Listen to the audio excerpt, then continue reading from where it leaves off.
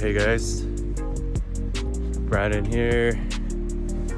I'm just started a walk on this really cool boardwalk. Random find again, right off the side of the highway.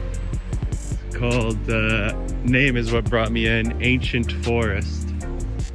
If a name like Ancient Forest, had to check it out. Empty as usual, have it all to myself. First time here.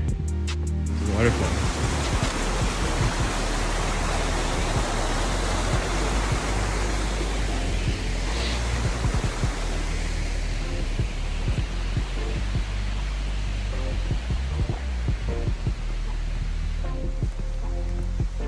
Cool. Ancient Forest Boardwalk. Wow. This place is sick.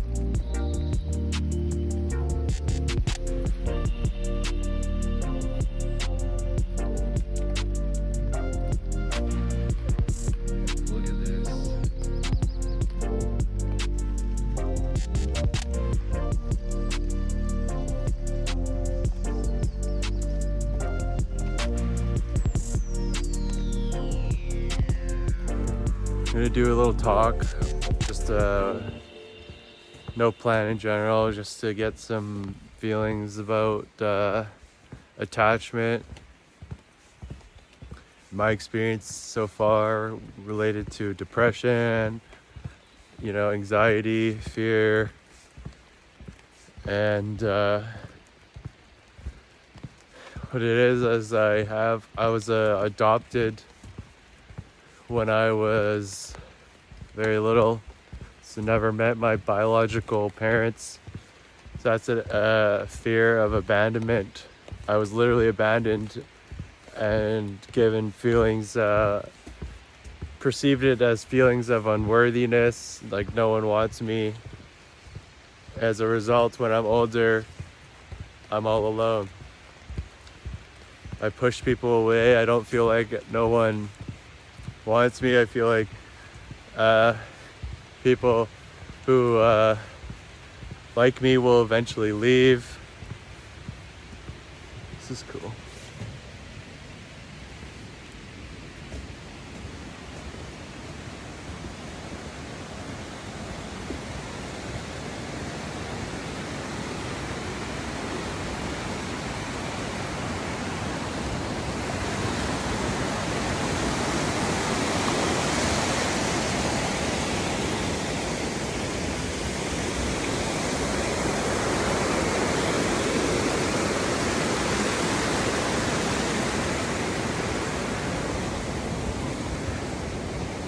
And if you have a similar wound of parents feeling like they abandoned you physically, literally physically, dad leaving, mom leaving, I'm gonna go check this out, this little boardwalk here.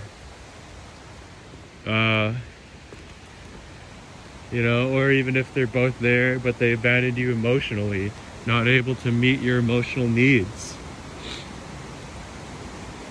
Maybe you had lots of siblings and you're neglected.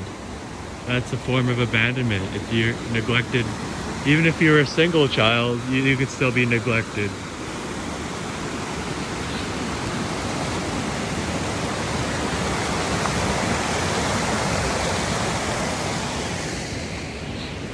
Cool. Yeah, even if you're a single child, you could still be neglected and perceived abandonment, emotionally abandoned, even if they weren't physically abandoned. if you look at your way you were raised and your parents, it creates this attachment wound, abandonment wound, attachment trauma, where now when you're older, people you like, you may find yourself more of a loner type person, harder to make friends, harder to maintain relationships, harder, attracting the opposite sex. It's like, the people you like, you'll attach onto them, which pushes them away, but you attach onto them because you don't want to lose them, because you have this fear of abandonment from the past. And any sign, if we're unaware, any sign of them pulling away, changing, not liking you, or like that, which is normal. People are allowed to change, people are allowed to feel however they feel. We can't control that. You can only control how you feel. But when you get any signs of that, you get this huge emotional trigger, traumatic flight or flight response, and then it can make you do toxic things to maintain the relationship, to stay in an unhealthy relationship, to keep that person from either changing or just to bring them back, reel them back, whatever it is. And it's not our fault because we're not aware we're doing these things, but it's from these triggers from our past attachment, abandonment, trauma. I have both anxious and avoidant attachment styles.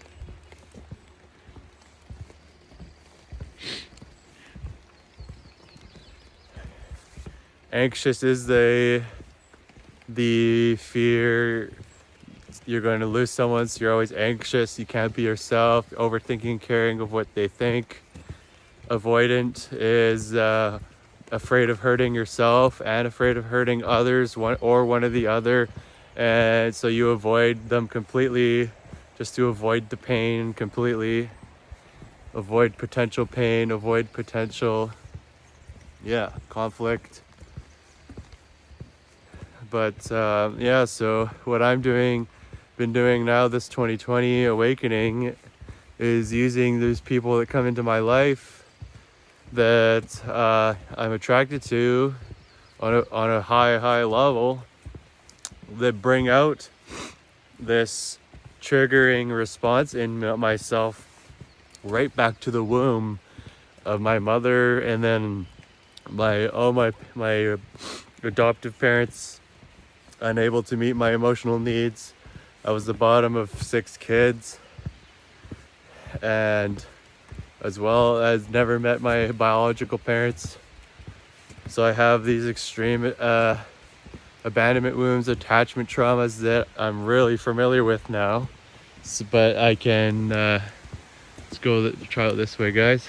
So I can help and teach others about exactly what they are. I can identify them. Ancient Forest Boardwalk. Cool. I can help others now break free with these traumas. When you get those emotional triggers and emotional, your conditioning is tested. Your conditioning comes back. You're prone to doing toxic behaviors, unhealthy behaviors, coping behaviors, whether it be to yourself, to others. For me, it's eating. I love food, love eating, as well as weed has been my escape.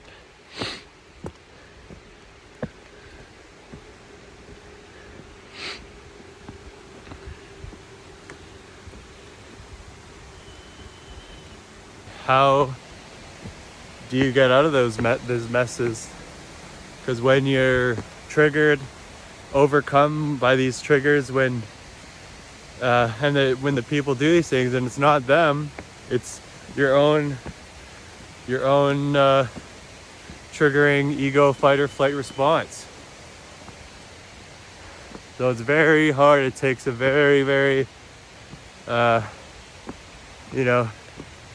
in these days and age, different perspective in a person to see it as not them hurting you. It's just your triggers from the past being reflected. But when they happen, it takes over almost your brain, and you feel like it's them, enemy. They're doing this to you. They're doing this to you.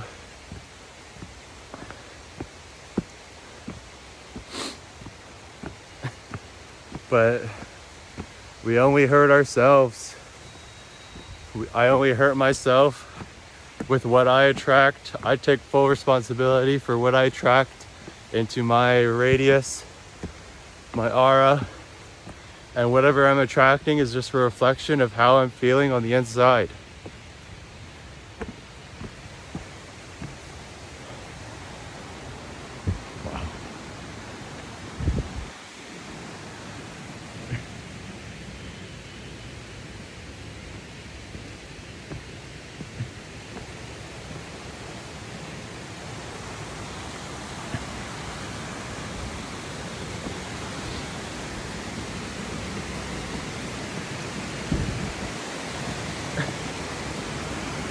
How other people think and feel about you is only a reflection of themselves. The same way how you think and feel about others is a reflection of yourself.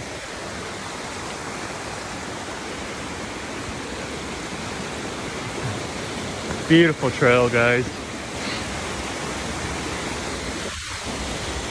Some days I'll be doing these trail walks. Ooh, this is cool. And I'll just do a fun one, show you guys the trail.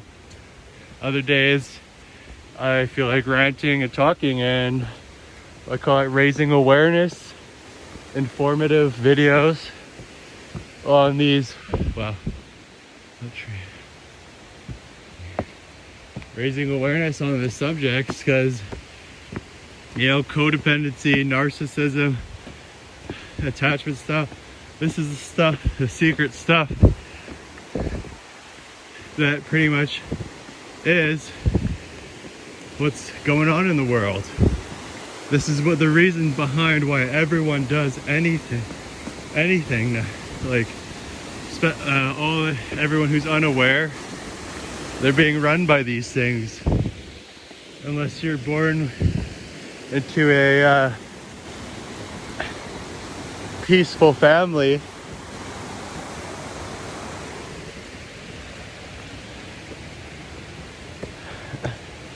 but ego, if you really want to understand, I was confused at the start about narcissism, what it exactly is, codependency, covert narcissism. Wow. If you really want to understand what it is, learn what the ego is, how it operates, which coincidentally they teach about in spirituality. You don't have to be a spiritual person. It's just a coincidence that you can just learn it around that field about the ego. But our egos pretty much, it wants to identify with things. It wants to identify me as a YouTuber, me as a successful millionaire, or wants to identify with depression, fear, anxiety, victim. It's their fault. It's their fault. Not my fault. Not my responsibility. Guys, so yeah, the ego. Once it identifies with anything, we can identify with anything. We're this country because we named it. Oh yes, I am Canadian. But even though you go back when they named it, they could have named it anything. That could be whatever they named it. That's hopefully that's an easier example. But I identify as Native because I was born, but except that I was adopted into a white family. It was very much easier for me to not identify with any race, religion, or creed because my family was a different color, so it already made sense to me that it's just all about the inside that counts.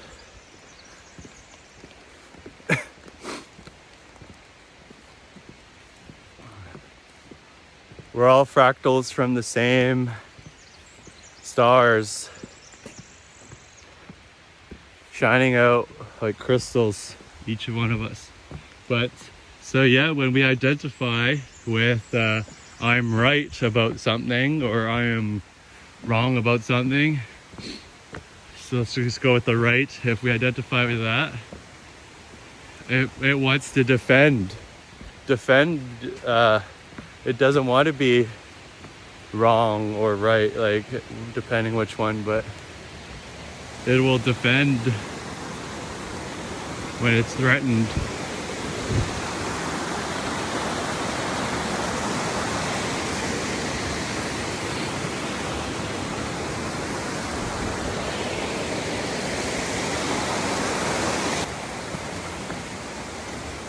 Like, to be honest, I didn't even know properly how to describe or talk about the ego until this last year. I heard the word because I've been around spirituality, but I wasn't ever comfortable or confident knowing what it was until I learned about it and read about it in the book, Eckhart Tolle's book, A New Earth. One of the very few books I read. I do most of my reading, most of my learning on YouTube, video learning, visual learner, but don't get me wrong, I admit reading is very good for presence, bringing you presence and focusing on one thing for periods of time.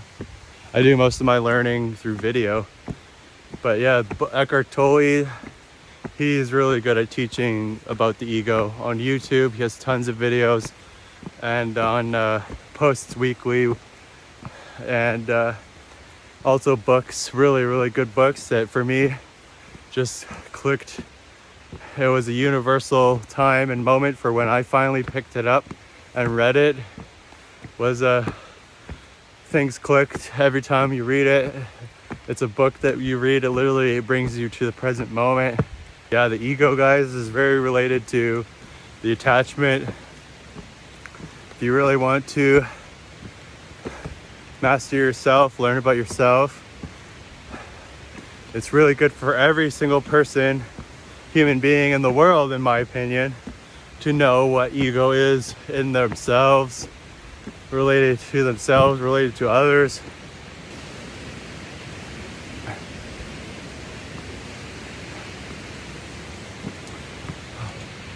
All right, I'm approaching a waterfall. I'm gonna let you guys enjoy the approach and the waterfall.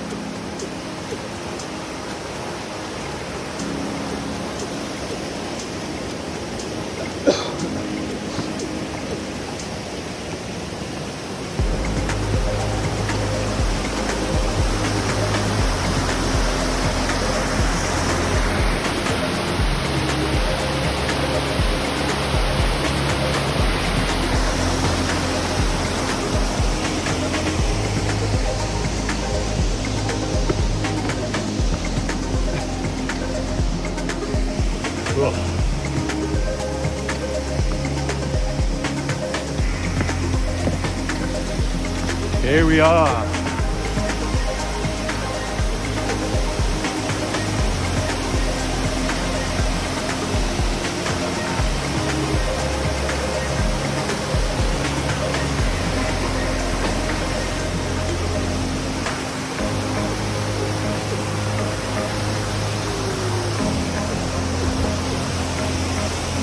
You guys know it's not the end of the trail for me. Unless I fall off a cliff. Getting the best view for myself and for you guys.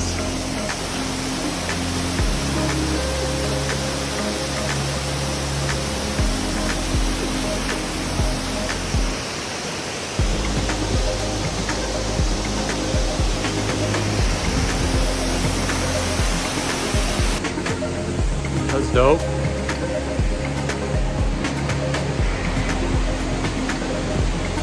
As soon as you stop moving, you just get swarmed. It's hell of mosquitoes.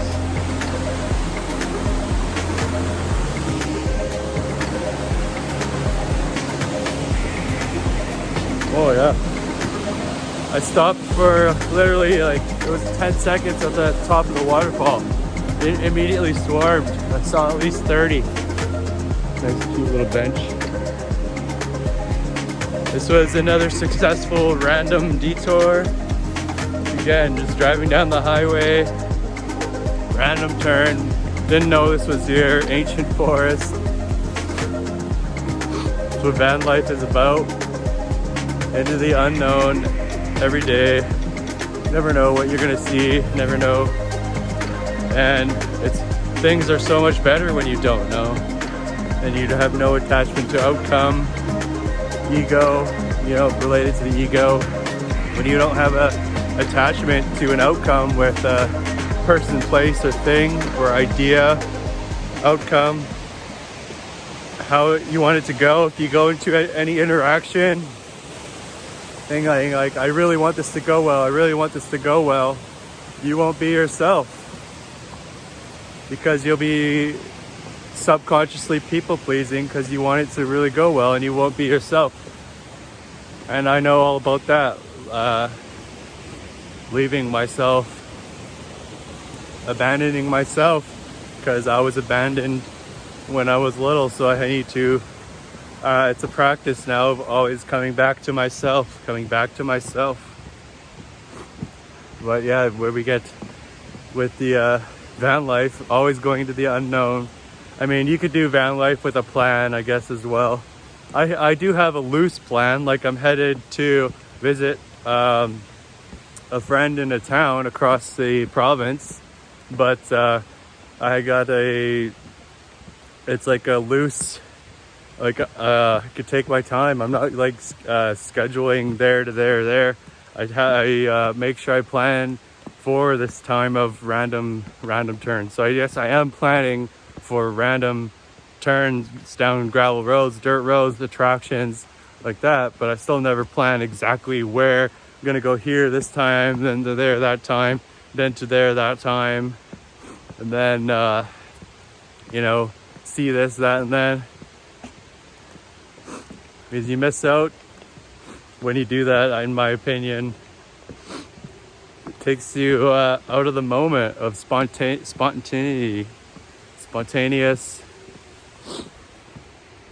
randomness,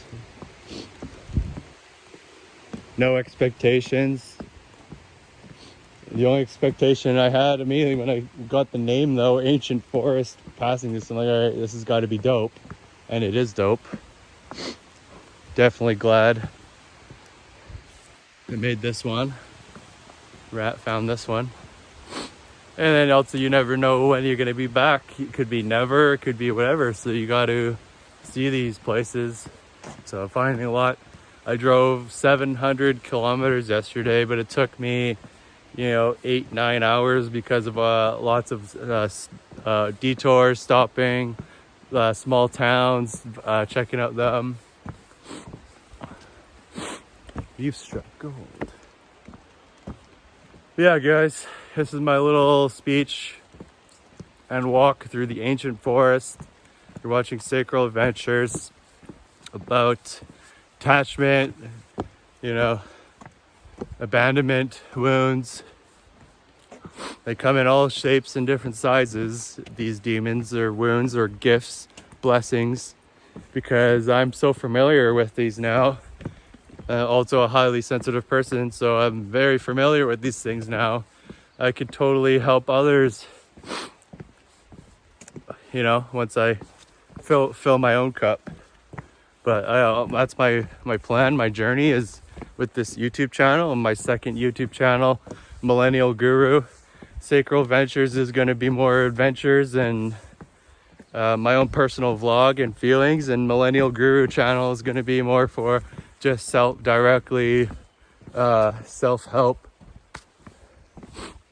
What do you want to call it? Or talking about these, breaking down all these things like the ego, attachment, codependency, like specifically that, because I'm finding on my Sacral Adventures channel, I'm posting about all the things I love, which is awesome, but it's like, in order to make it, you got to, like, I know I got to conform and only post, you know, a similar theme of things to attract people, which I kind of don't like, but it's the way you got to do it on YouTube, and to get followers, and so people, you know, can know what they're gonna get, I guess, because that's what people want. But so I can still post all the things I want.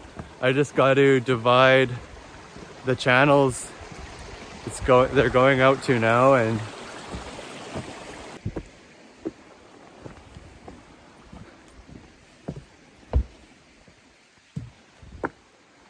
wow, look at that one. That one's ancient for sure. These all are.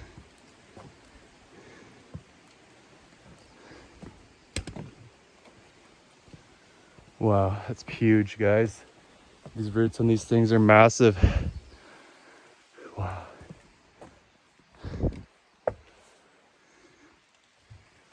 That thing's huge.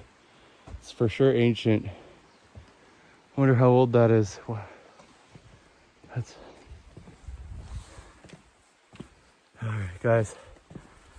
I could make endless videos on this stuff, so that's why I need multiple channels anyways. I got loads of content for multiple channels. Here we are. Sweet. Big tree that way. Okay, we got to do the longer one, guys. We're right here. I was kind of hoping to do there and then head back. We just did this. Up here to see the waterfall. We're right here, but we got to see this big tree. I think we have to. Big tree loop. All right, guys. I'll show you guys the big tree in this video, but I'm gonna enjoy the rest of the walk to myself. And yeah, I'll show you the big tree though in this video. So this is the big tree. I'm gonna see if you guys can get an idea of how big it is. If I set up my little tripod and go stand beside it. Okay. This thing's massive. Big tree.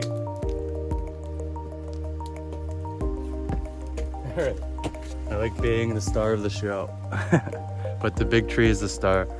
So, big tree. I'll read some of this out to you guys. Big tree of life.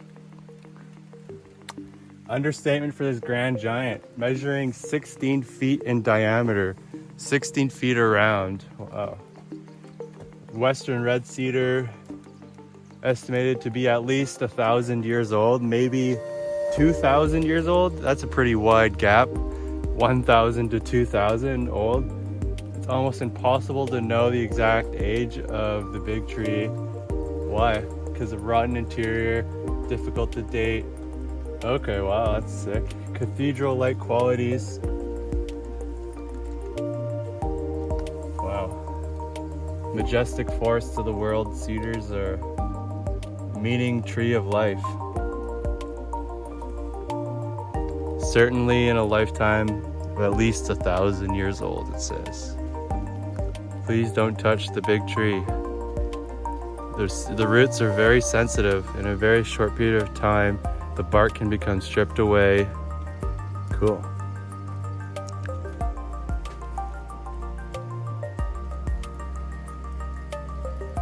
Look at this.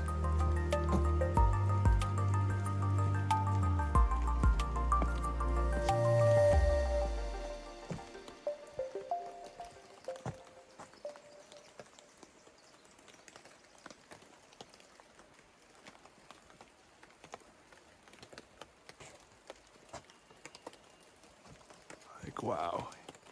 Can't even see how far this goes up.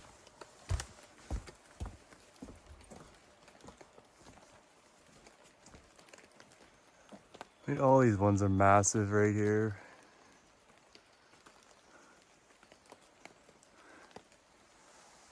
Sick.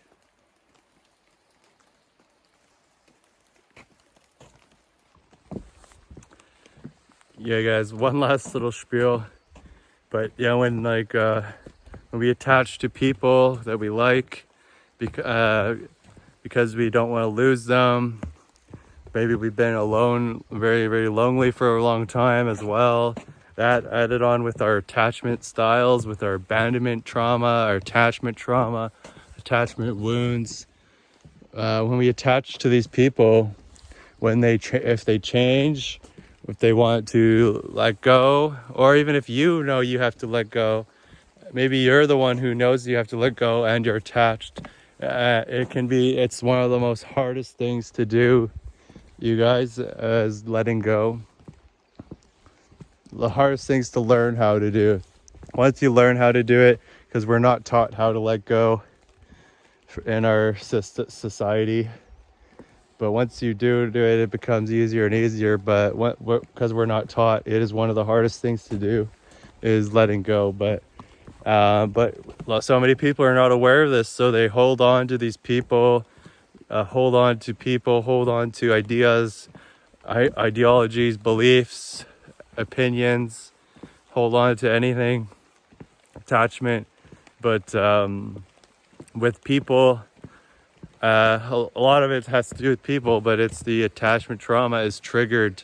And when it's triggered, it's fear, fight or flight response, stress. And when we're in fear, it's and want to keep hold someone, it's because it's a lack. Where we don't believe in it's the opposite of abundance, that there's abundance of people out there, an abundance of those types of people, abundance of whoever it is, girls out there, or whatever it is you're looking at, abundance of enough for everyone, enough of whatever it is you're dealing with. So when we're attached, it's because we were raised with this fight or flight response from our parents, and fear-based mentality ingrained in us, opposite of abundance. When the goal is believing in a feeling abundant when you walk through this forest. That's why they say, getting into nature can have all these realizations in reflections of nature. One of them, which you can get a feeling of abundance when you walk through nature, because nature is abundant of life and whatever it is you want to look for in nature. But it's opposite of abundance, this attachment mentality. And so that's another good way to identify yourself, if you're in ego, or if you're in the shadow. Am I thinking abundantly, or am I thinking in lack? If you're thinking in lack, like you need this, you need that, right now, or from that person, it's lack. Something's not in yourself. It needs to be found. That abundance, that infinite source, within yourself, within myself. I need to find that within myself. But yeah. So that's it for this one, guys. Gonna enjoy the end here to myself. Thanks for watching. Sacral Adventures out. Peace.